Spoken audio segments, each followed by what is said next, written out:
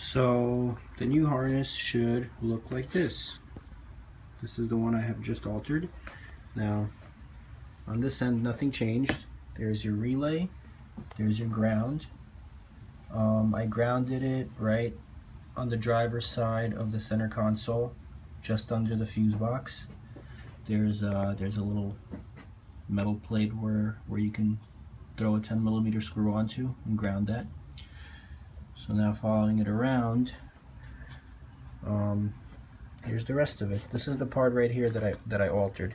That one long piece I clipped off, and I made it short before it went all the way to the other side of the table.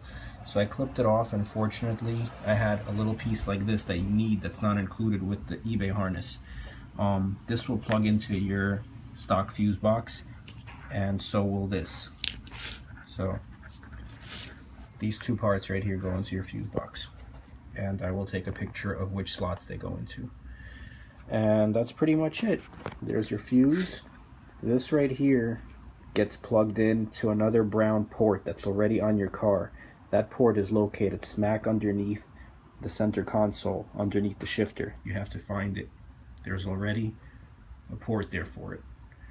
And then the rest of it is just for the switch.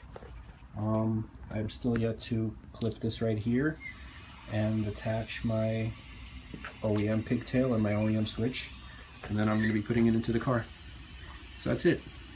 Basically, once again, in summary, the only part that is fucked up about the aftermarket style harness is this part right here. They failed to give you this. What they did give you is, where the hell did I put it? I threw it out somewhere. Over the table. There it is. What they did give you is this, which is absolutely fucking useless.